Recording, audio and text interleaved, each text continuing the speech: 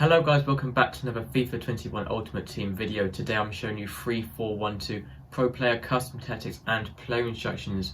So this is a 3 at the back formation. You can see it's a very well sort of balanced formation for a 3 at the back formation. We've got 2 centre mids in midfield along with a cam and also 2 strikers, a left mid, right mid, as you can clearly see. So it's quite a wide formation but still has a very strong midfield going forward as well. So we're going to start off with the custom tactics, then go on to the player instructions and then also some analysis at the end. So with the custom tactics first, the defensive style, I recommend keeping this on balance. If you change it too much, you end up losing a lot of your players become very fatigued because they sort of almost surrounded the energy and stuff like that. I recommend keeping it on balance. It's what all pros do. There's no reason to change that. For the whip, I recommend keeping on 5 as well. Now sometimes 4 can be good, but only when it's a 4 at the back formation. When it's 3 at the back, it's already quite narrow with no fullbacks. So you do want to be using 5 just to sort of make sure they're a little bit more spread out to give you a bit more chance of defending out wide. For the depth, I would normally say 7 for that automatic side trap, but when it's 3 at the back, you're very vulnerable. And also what you want to do is make sure your midfielders and your left mids and right mids are dropping back when defending to help out on the wings and also help out in the middle when defending. So you don't want to be using 7 depth. In this case, you want to be using about 4 or 5 is probably about average. You can put it maybe 6 max, but I recommend about 4 or 5. Even 3 if you feel like you have very slow centre backs and you need that help.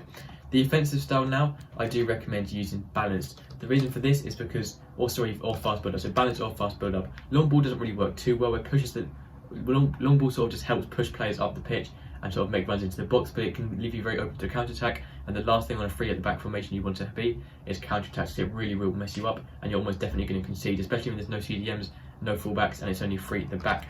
So I do recommend using balanced or fast build up if you really want to make it more attacking formation, as it sort of gets more players forward as well, but sort of different to long ball. But I do recommend balance mostly anyway. For the width, I recommend keeping that about 6 or 7. The reason for this is to push the left mids and right mids out as wide as possible, because it only affects the left mids and right mids. It'll make them as wide as possible right up against the touchline, so you're using all of the width of the pitch going forward or to defending. So on this formation, the most important positions are definitely those left mids and right mids.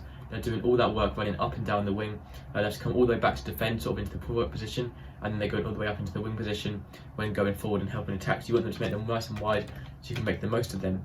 Players in box, I recommend using 5 or 6 just to help slightly overload the box, because the more players you have in the box this FIFA, the more likely to score. Is pretty much as simple as that. When you get crosses in, when you're passing it around, you're going to get more opportunities, leading to more goals. For corners, put 3 for the same reason, just to get your tall defenders into the box and to once again help overload that box area. And then free kicks just on about 2. 3 is a bit too high, so I recommend 1 or 2 for free kicks. So that's it for the custom tactics. Now onto the player instructions side. So I recommend for both of your strikers, you want to be using stay central. This is say staying in the centre areas of the pitch, like it says, like it's pretty much self-explanatory really. And they're also going to be making sort of more in line with the goal, more likely to score. If they drift out wide, they sort of do get in the way of the left mids and right mids, and it can be harder to find a good pass to them. Attacking runs, I recommend using getting behind this case, because getting behind means they're going to be making forward runs behind the opposition defenders. So getting behind is probably the best one to be going with here. Interceptions, leave them on normal, there's no point changing that. Defensive support, you want to be using stay forward, so your strikers are not dropping back when defending, so they're going to be staying in that strike position. And so obviously they're always going to be up there when you need to get a ball to them. So that is it for your strikers. On stay central, get in behind, and on stay forward. That's both for your strikers. So for your cam, this sort of position sits in between both the strikers, like you can see here. They're going to be helping out the strikers, but also helping out the midfield. So they do have a very important role, because you need to sort of pass it around the midfield, but then help attacking going forward as well. You want to use them stay forward, so they're staying in their cam position, helping out the strikers and the attacking side. For the support on crosses, I do recommend using get into the box across to once again be overloading that box and making sure your cam is always making runs into the box, which is very important for him. Position freedom, leave that on stick to position. You really don't want to mess around with this. It really messes up the position and formation, so leave that on default. And interceptions, leave them on default as well. We're going to go on to centre mids now and then on to the wide players. So with both of the centre mids, I recommend leaving these completely default and don't change anything at all here. Even leave cover wing on just in case your left mids and right mids are very drawn out position, as that can happen quite often as they are very attacking and defensive at the same time. So you do want to be leaving centre mids on both completely default. If you really want to, you can make it sort of more custom depending on your plays you have though, with stay back or attacking possibly, or just whatever you want to do. But as a sort of general thing with this formation, you just want to leave them all default, and that's what most of you should be doing. For the left mid and right mid, for these, I recommend leaving them all default once again. I normally say put stay forward on these, but there's no fullbacks in this formation, so you don't want them to be staying forward because it'll be very hard to defend out wide. You need this extra defensive help, so I recommend using basic defensive support. Don't necessarily use comeback on defence. You can use that, but it will drain so much of their energy. I recommend using basic defensive support so they're coming back when they're needed, which is still going to be quite often anyways. For chance creation, I'd recommend leaving that unbalanced. It sort of gives you the most options. So they're going to be staying wide sometimes you can cut inside. If you set it just to cut inside, it's going to be sort of too obvious for the opposition, and it's going to be, you can sort of cut inside manually anyway if you use balanced width. Support runs, you can use getting behind if you want them to make forward runs behind the defenders, but I recommend leaving that on default. Support on crosses, once again, leave on default. Getting into the box with cross can help overload the box, but your left mids and right mids, you want to be pushing the crosses in anyway, so you want to be leaving that default. And interceptions, I recommend leaving that default as well.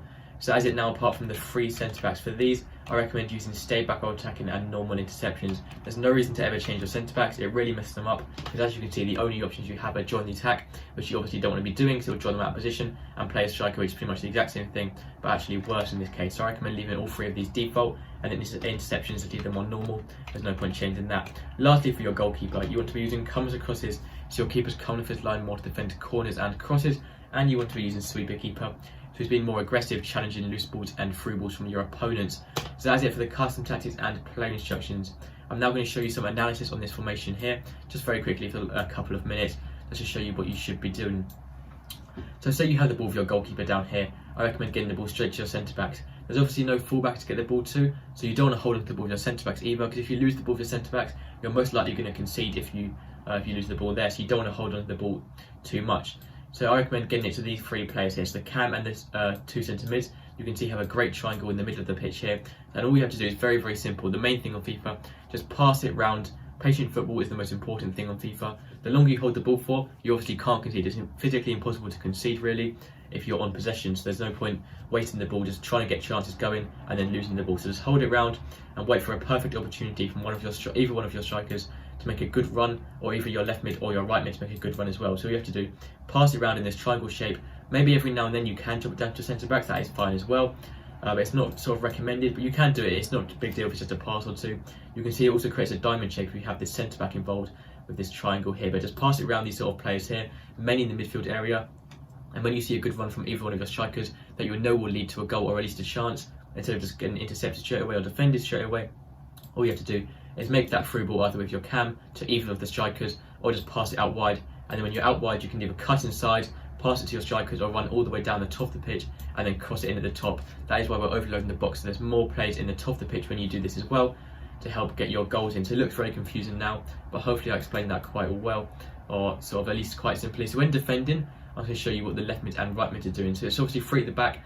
Normally if it was 4 at the back, you would have a defender there, that'd be 2 centre backs, and then your fullback about here, another fullback about here. So it looks a bit messy, but normally you can see the 3 centre backs on this formation. There's 1 dead in the middle in line with the goalkeeper. Normally you wouldn't have that, you would have 2 on either side. So this actually can be quite easy to defend when there's those 2 on either side, but your left mid and your right mid, and also sometimes your midfielders are going to sort of drop into the centre back position or just drop around this area just to help defend, which is really helpful. And your left mid and right mid may also drop back into the fullback position when defending just to help you out as well. But that is it for this formation. It's a really, really good formation. It can be used very attackingly if you use it right as well, but it can also be a very good defensive formation. It's sort of up to you how you want to use it. But that is everything for this video, guys. So thank you so much for watching.